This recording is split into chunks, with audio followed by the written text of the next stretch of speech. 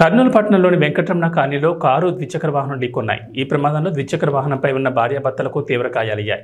హైదరాబాద్ నుంచి డోన్కు వస్తున్న మాజీ ఆర్థిక మంత్రి బుగ్గన రాజేంద్రనాథ్ రెడ్డి ప్రమాదాన్ని చూసి 108 వాహనానికి ఫోన్ చేసి వాహనం వచ్చిన తర్వాత బాధితులను వాహనంలో ఎక్కించి మానవత్వం చాటుకున్నారు.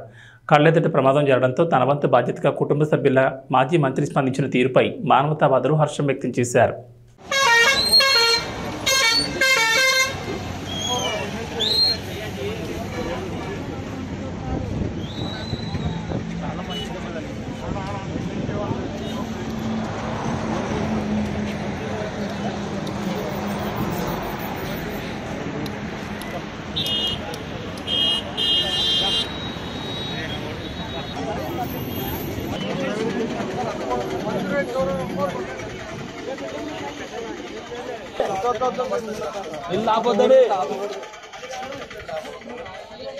Ambulance phone చేసినారన్నా